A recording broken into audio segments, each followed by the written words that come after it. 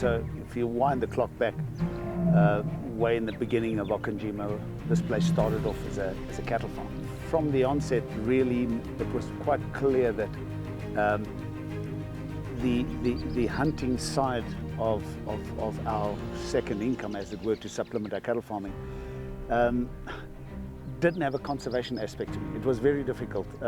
And so we started concentrating more on the guest side of things. So that makes it very difficult. Now you specialize in our ecotourism project, which for me was by far the biggest benefit for conservation, because our spearhead was always towards what can we do to benefit conservation? What part could we play? Okonjima is not just a lodge. It has environmental education center. It has a school. And we've had AfriCat as the program that's actually the start of our conservation side of it. All these right now, and the research side is the most impacted, they're not essential services, sadly. We need to save the land, the animals, and the business that can then live to fight another day. Tourism just provides for so many people in so many different ways and on so many different levels that people need to realize that tourism definitely has a place in, firstly, the economy of the country and of the world, but secondly, in every kind of micro economy. The tourism element at the end of the day is what makes all our dreams come true. And COVID-19 sure rocked that boat.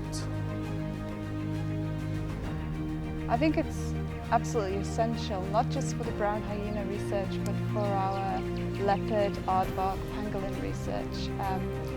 Basically, without tourism, as we're seeing now, these research projects are just sort of ground into a halt, for lack of funding. But it really means that at the moment, with no tourism, our research projects are just under so much pressure and in danger of stopping, and this would just be a massive shame. So tourism is very essential. Wildlife has got a certain value, whether it's now tourism, whether it's now for commercial purpose, whether it is now generally to get tourism into the country, and also to make wildlife known as part of the wider agricultural part, and not only be something exotic, something really special. It must be something.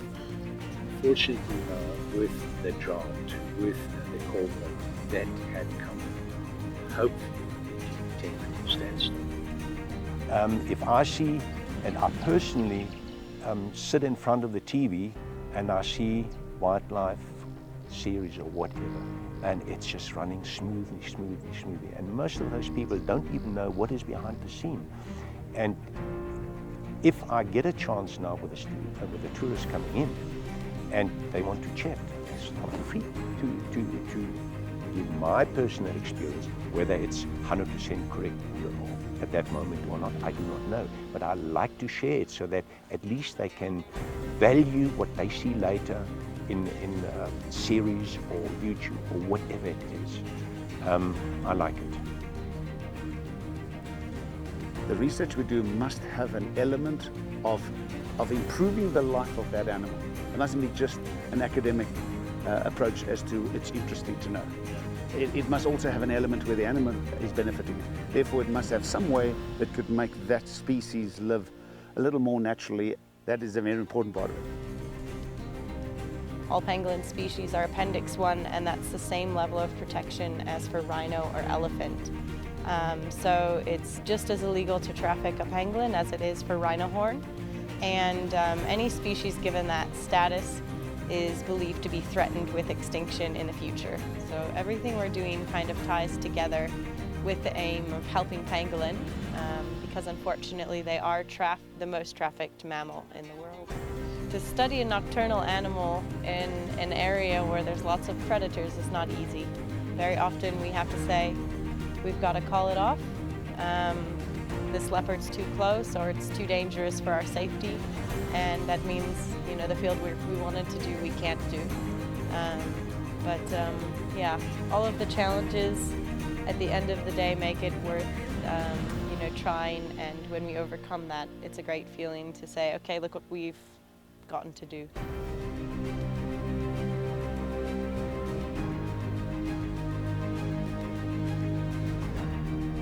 Again, teamwork, thank you very much. It's caught us with our pants down now, but it's not going to do it again.